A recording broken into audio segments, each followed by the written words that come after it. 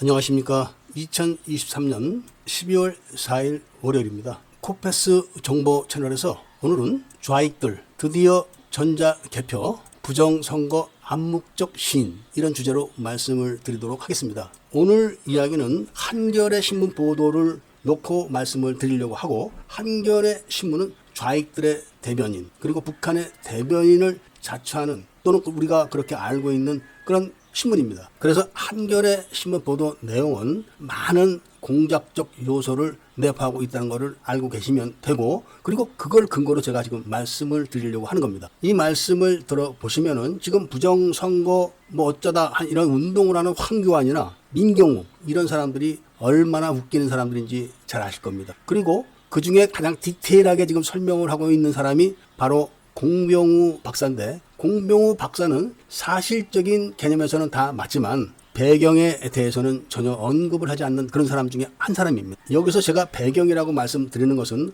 우리나라의 전자개표기가 언제 도입을 했고, 그 배우가 김대중으로 지금 한겨레 신문에서는 선동을 하고 있지만 중국입니다. 중국은 지금 대한민국만 부정선거에 개입하고 있는 게 아니라 미국을 포함한 전 세계의 지도자 선거를, 중국을 지지하는 사람을 당선시키기 위해서 지금 이런 시스템을 전 세계로 퍼뜨리고 있고, 그 대표적인 케이스가 바로 한국이라는 걸 알아야 되는 겁니다. 한겨레 신문 보도는 2013년 12월 1일자로 게시가 된 내용인데, 기사의 제목이 얼어붙은 서울의 봄, 사형수 김대중 인터넷을 내다봤다, 이런 제목을 다른 겁니다. 우선 설명을 드리기 전에 서울의 봄이라는 영화가 왜 2024년을 앞두고 2023년 말에 개봉이 됐느냐, 이걸 아셔야 됩니다. 2024년도는 대한민국의 운명을 가르는 총선이 있는 해이고, 그 총선을 지지하기 위해서 공산주의자들이 기획한 행사가 두 개가 있습니다. 그 하나가 뭐냐, 바로 김대중 탄신 100주년 기념 행사, 또 하나는 5.18 진상규명위원회가 올해 종료되고 내년에 조사 내용을 발표하는 해입니다. 그러니까 총선을 백업하기 위해서 김대중 탄신 100주년 행사를 기획을 하면서 5.18 진상조사위원회 가짜 조사 결과 발표를 하면서 이거를 또 백업하기 위해서 지금 서울의 봄이라는 정치 선전 가짜 역사를 지금 퍼뜨리고 있는 겁니다. 그러니까 서울의 봄은 사전선거 운동을 지금 하고 있다, 이런 겁니다. 서울의 봄 이야기를 하기 전에 제가 결론적인 이야기 딱 한마디만 먼저 해야 할 것 같습니다. 서울의 봄 내용은 다 가짜입니다. 왜냐하면 합동수사본부장인 전두환은 하나회 소속입니다. 그리고 육군사관학교는 전두환 기수들이 만든 하나회와 바로 그들과 맞대응을 하는 청주회가 있었습니다. 그런데 청주회는 육군사관학교가 만들어질 때부터 비밀 지하당에서 관리하던 그런 조직입니다. 그 대표적인 예가 임동원입니다.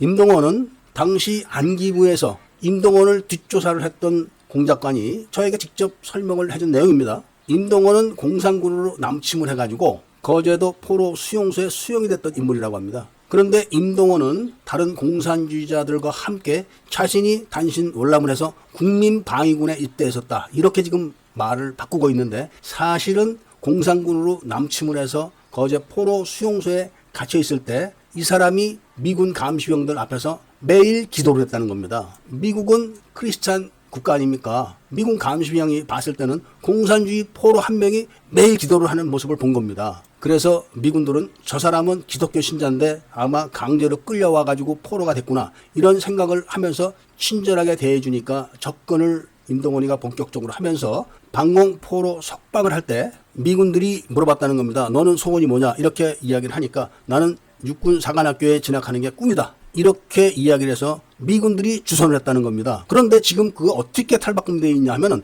공산주의자 아무개가 임동원을 추천해서 임동원이 육군사관학교에 들어간 걸로 되어 있는 겁니다. 이렇게 해서 비밀리에 청주회 지하당 조직에서 활동을 하던 임동원이가 전두환이가 하나회를 만들으니까 본격적으로 청주회 회원으로 활동을 한 겁니다. 그러면서 철저하게 위장을 해서 애국군인처럼 행동을 해가지고 청주회 회원들인 임동원이와 서용택, 이종찬이가 발탁돼서 이스라엘의 그 유명한 모사드에 유학까지 갔다 온 겁니다. 그리고 나서 박정희 정권 시절에는 대한민국 최고 강사로 현역 군인 신분으로서 전국을 돌면서 강연을 했던 그런 인물이 되고, 방공책을 발간을 해갖고 베스트셀러가 되기도 했던 인물이지만, 이 사람들이 바로 김대중이 정권을 잡자 차례차례로 국정원장을 하면서 국정원을 적화를 시키고 대한민국 군부를 적화를 시킨 장본인들인 걸 알아야 됩니다. 이런 상황에서 전두환은 왜 청주회에 대한 한마디도 언급을 하지 않았을까요? 김재규가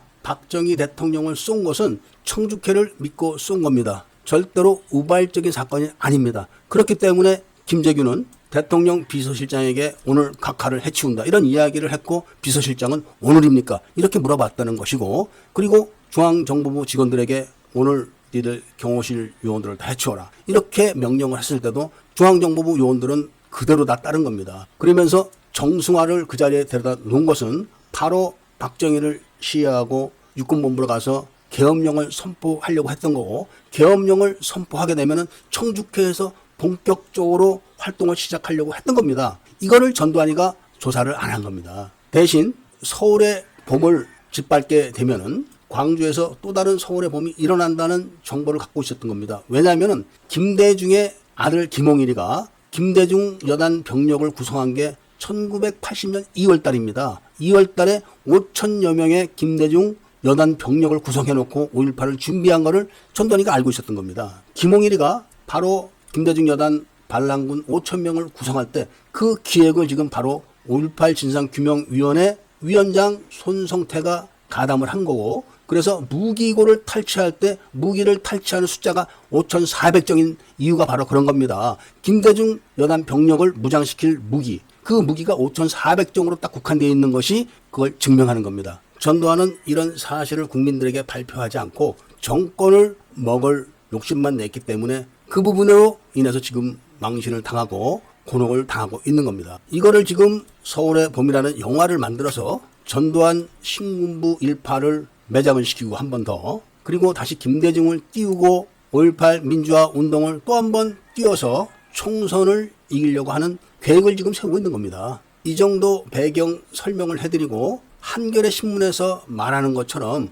1980년도에 김대중이가 중앙정보부 조사실에서 말했다는 미래는 인터넷 세계다, 이 이야기의 진실을 한번 찾아보도록 하겠습니다. 인터넷이라는 용어가 제대로 나오기 시작한 게 언제인 줄 아십니까? 1980년도에는 인터넷이라는 이야기가 없었습니다. 나이 좀 드신 분들은 아마 기억하실 겁니다. 천리안, 하이텔, 유니텔 이런 통신을 했을 때입니다. 그것도 1980년대는 아닙니다. 그 이후 한참 지나서입니다. 이런 통신이 유행되고 난 다음에 넷스케이프라는 것이 개발되기 시작했는데, 개발된 넷스케이프는 성능이 형편없었습니다. 그래서 계속 유니텔과 하이텔 이런 것들이 계속 사람들에게 인기를 끌고 있었던 건데, 바로 그 넷스케이프가 지금의 인터넷 브라우저입니다. 그런데 1980년도에 김대중이가 감옥에서 어떻게 인터넷 넷스케이프에 대해서 알아서 그런 얘기를 했겠습니까? 김대중은 지하당 요원이기 때문에 정식으로 거기에 대한 교육을 받은 겁니다. 그리고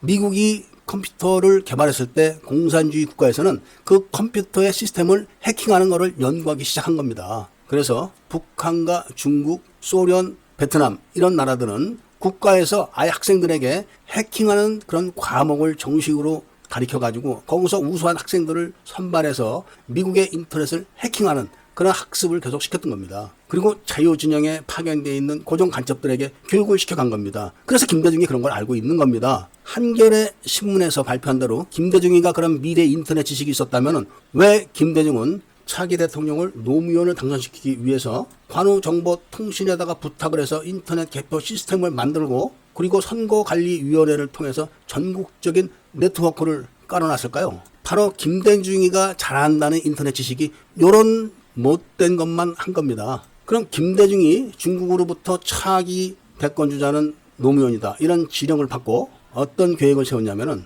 일단 국정원장을 청주회 회원으로부터 민간인 출신에게 넘겨야 되는 겁니다. 흔적을 지워야 되니까. 그게 바로 신건입니다. 그리고 박지원을 대통령 비서실장으로 임명해서 신건과 박지원이 그걸 지휘하게 하고, 그 집행을 누굴 시켰냐면 바로 그 유명한 이상철을 정보통신부 장관으로 임명을 한 겁니다. 그렇게 해서 박지원이가 신건하고 함께 관우통신을 꼬드겨가지고 그런 시스템을 만들게 하고, 이상철이가 선거관리위원회에 전국적인 네트워크를 깔아놓은 다음에 노무현을 당선시켜놓고, 그 다음에 중국에서 화웨이 통신 장비를 완벽하게 개발을 하자마자 바로 LGU의 부회장으로 들어가서 화웨이 통신 장비를 대한민국에 도입하는 그런 임무를 수행한 겁니다. 대한민국의 화웨이 통신 장비를 다 들여놓은 이상철이는 LGU 부회장직에 사표를 내고 중국으로 건너가서 중국 화웨이의 총괄 이사가 되는 겁니다. 그렇게 해서 한국에 설치해 놓은 화웨이 통신 장비가 제대로 작동이 되는지 안 되는지 이거를 확실하게 점검을 해준 다음에 중국에서 화웨이 총괄 이사직을 또 사임을 하고 한국으로 건너오는 겁니다. 이상철이가 화웨이 통신 장비를 도입을 할 때 다른 임무를 띈 사람들이 뭘 했냐? 바로 대한민국 인터넷 서버를 나주로 옮기는 그런 작업을 계속 노무현과 문재인이가 했던 거고, 그리고 행정망을 깔면서 그 행정망의 서버를 광주로 옮겨놓은 겁니다. 그러니까 대한민국 반란의 도시 광주와 나주에다가 대한민국의 모든 인터넷 서버를 갖다 놓은 겁니다. 그리고 한편으로는 국방망을 또 깔은 겁니다. 국방망을 누가 깔았냐? 바로 LG CNS에서 깔아놓은 겁니다. 그 깔아놓고 내부망과 외부망을 분리해놔야 되는 거를 계약을 어기고 그거를 결합을 시키게 조치를 해가지고 그때 중고도 무인기, 지금 샛별 9호라는 겁니다. 그 중고도 무인기에 대한 기밀 3만 건이 그대로 넘어가고 그 이전에는 ADD에서 중고도 무인기를 컨트롤하는 무선 지령 암호 시스템을 통째로 넘긴 겁니다. 그리고 나주로 인터넷진흥원을 다 옮겨놓고 세팅이 끝난 다음에 지난번 4.15 총선은 바로 그 유명한 공작원 21호 양정철이가 선거관리위원회 비상임 이사가 돼가지고 얘가 중국에 가가지고 교육을 받고 그런 소프트웨어를 갖고 들어오고 뭐 이렇게 해서 다 세팅을 한 겁니다. 이런 역사적 배경을 알질 못하고 황교안이가 그냥 떠드는 것은 이런 배경을 숨기려고 하는 그런 임무를 지금 수행하고 있는 겁니다. 오늘은 짧은 이야기를 했는데도 굉장히 시간이 길어졌는데 이 정도만 말씀을 드리고, 서울에 보면 사전선거운동이다. 그것은 바로 내년에 김대중 탄신 100주년 행사를 대대적으로 치르고 5.18 진상조사위원회에서 조사도 하지 않은 결과를 대대적으로 발표하면서 결합을 해가지고 그 시너지 효과를 바로 내년 총선에 꽂아가지고, 내년 총선은 바로 LG CNS 사장을 하면서 국방망을 설치했던 그 사장이 지금 KT 사장으로 와 있다는 거, 이걸 알아야 되는 겁니다. 그래서 지난 4.15 총선은 LG 노트북을 갖다 놓고 LG 시스템을 했지만 이번에는 KT로 바꾸려고 한다는 이야기가 많이 돌고 있다. 이런 말씀을 드리면서 오늘 이야기를 마치고자 합니다. 애국 시민분들과 밀매분들께서는 구독을 꼭 해주시고 좋아요와 알림 설정을 부탁드리면서 이야기를 들어주신 데 대해서 감사드립니다.